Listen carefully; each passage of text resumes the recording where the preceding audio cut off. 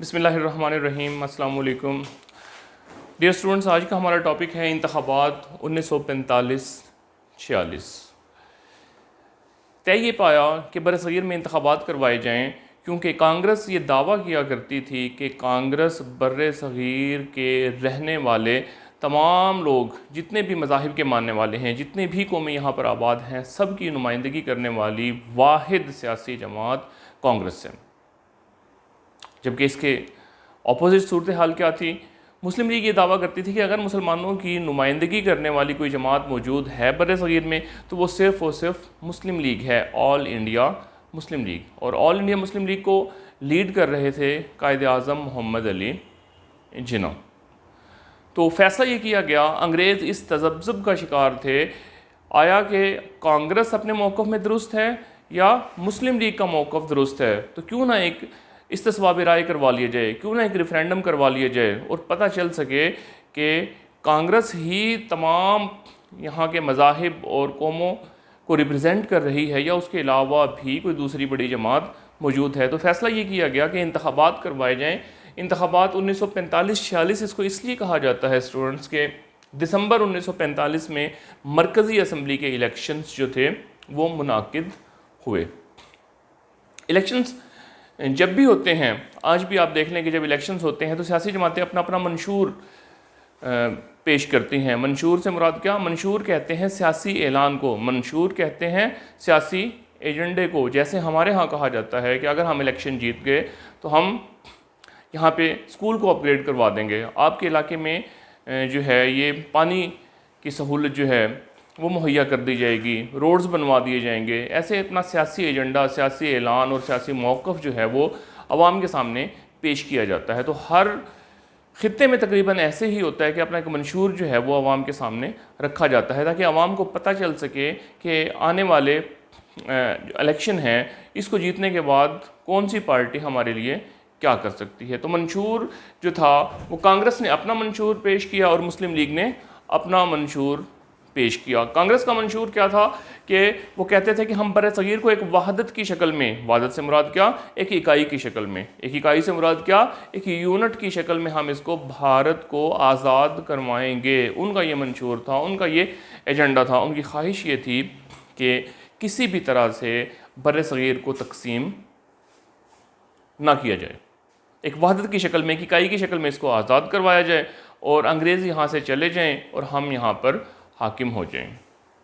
کیوں؟ انگریز کا بھی یہی موقف تھا کہ جو اکثریت میں ہے حکومت اس کو ملنی چاہیے، لیکن مسلم لیگ، قائد اعظم اور مسلمان اس پر رضامند نہیں تھے اور ان کا خیال یہ تھا کہ ہمیں ہمارا حق ملنا چاہیے، ہمیں زمین کا ایک الگ ٹکڑا ملنا چاہیے۔ تو اس حوالے سے کانگریس کا منشور یہ تھا کہ بر صغیر کو ایک وحدت کی شکل میں آزاد کروایا جائے اور کانگریس ہی وہ جماعت ہے جو بر صغیر کی واحد نمائندہ سیاسی جماعت ہے۔ یہ آپ کو کلیئر ہو گیا؟ اب ہے مسلم لیگ کا منشور۔ مسلم لیگ کیا چاہتی تھی؟ ان کا سیاسی اعلان کیا تھا؟ وہ یہ کہا کرتے تھے کہ مسلم لیگ ہی بر صغیر کے تمام مسلمانوں کی واحد نمائندہ جماعت ہے۔ مسلم لیگ کے علاوہ اور کوئی دوسری جماعت ایسی نہیں ہے جو مسلمانوں کے موقف کو پیش کر سکے، ان کو ان کے حقوق دلوا سکے۔ تو ہم ہی ہیں، یعنی کہ مسلم لیگ ہی ہے جو مسلمانوں کی نمائندگی کر سکتے ہیں۔ تو اس حوالے سے دونوں جماعتوں نے اپنی انتخابی مہم چلائی اور اس انتخابی مہم کے اندر جس کے جتنے وسائل تھے انہوں نے بھرپور طریقے سے ان وسائل کو یوٹیلائز کیا۔ اور کانگریس نے سیاست کیسے کی؟ اس نے طاقت کا استعمال کیا، اس نے سازش کا استعمال کیا، ہر حربہ استعمال کیا الیکشن جیتنے کے لیے۔ لیکن اللہ کا کرنا ایسا ہوا کہ کانگریس جو تھی وہ تمام زور اس بات پر لگا رہی تھی کہ کس طرح سے مسلم لیگ کو ہرایا جائے۔ اس کی تمام تر توجہ اس بات پر تھی اور وہ بھول چکے تھے اس بات کو کہ ہمیں جیتنا بھی ہے۔ اپنی جیت پر توجہ کم اور مسلم لیگ کو ہرانے پر توجہ زیادہ تھی۔ کانگریس نے دولت کا منہ کھول دیا، جس طرح کہ آج سیاسی وفاداریاں تبدیل ہوتی ہیں، جیسے کہ آج فرنٹ بلاکس بنتے ہیں، جیسے کہ ہارس ٹریڈنگ ہوتی ہے، یہی کام اس وقت بھی ہوا۔ وفاداریاں خریدی گئیں، لوگوں کو اپنے ساتھ ملایا گیا۔ آپ حیران ہوں گے یہ جان کر کے کہ نام نہاد سو کالڈ ایسی پولیٹیکل پارٹیز بھی تھیں جو کہ مسلمانوں کی تھیں لیکن وہ ہندوؤں کے ساتھ مل چکی تھی، جس میں جمعیت علماء ہند بھی شامل تھے جو کہ در پردہ ہندوؤں کا ساتھ دے رہے تھے، جس میں مجلس احرار بھی شامل تھی، جس میں یونینسٹ پارٹی بھی شامل تھی۔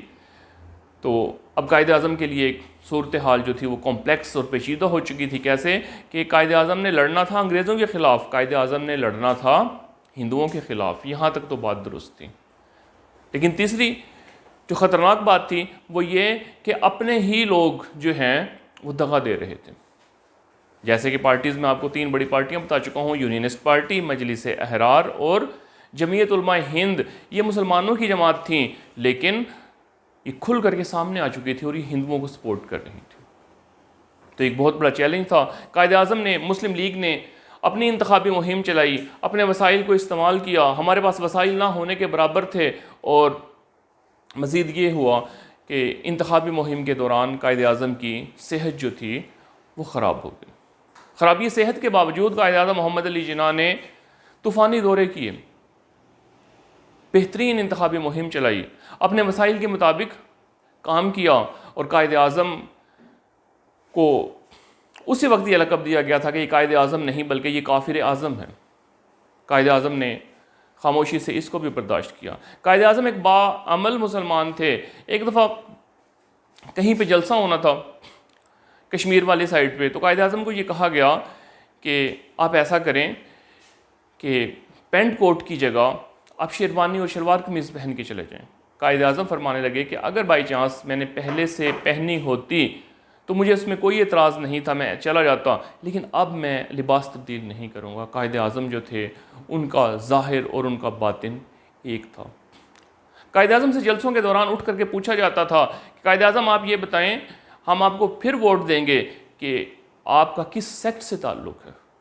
قائد اعظم کہتے تھے کہ ووٹ کے اوپر، بیلٹ پیپر کے اوپر سیکٹ نہیں لکھا ہوا ہوگا، اور یہ تمہارے مستقبل کا فیصلہ ہے، تمہیں ان چیزوں میں الجھایا جا رہا ہے تو ہوش کے ناخن لو۔ اگر یہ انتخابات ہم نہ جیت سکے تو پاکستان کبھی بھی بن نہیں سکے گا۔ تو قائد اعظم سے جیسے تیسے ممکن ہوا انہوں نے انتخابی مہم کو چلایا، بر صغیر کے دورے کیے، مسلمانوں کو کنونس کیا اور ان سے ووٹ لینے کی بھرپور کوشش کی۔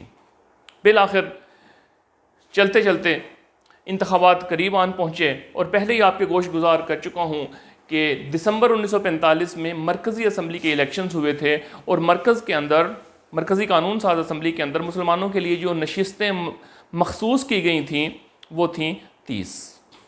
اب ان 30 نشستوں پر مسلم لیگ کے نمائندے بھی کھڑے تھے اور کانگریس کے نمائندے بھی الیکشن میں حصہ لے رہے تھے، اور اللہ کا کرنا ایسا ہوا کہ ان 30 کی 30 نشستوں پر ہی مسلم لیگ نے واضح برتری اور کامیابی حاصل کی۔ یہ وہ جادو تھا جو سر چڑھ کے بولا، اور قائد اعظم کا حوصلہ اس بات سے بلند ہو گیا، اور قائد اعظم کو واضح طور پر برتری اور فتح نصیب ہوئی۔ اس کے بعد باری آ جاتی ہے صوبائی اسمبلی کی۔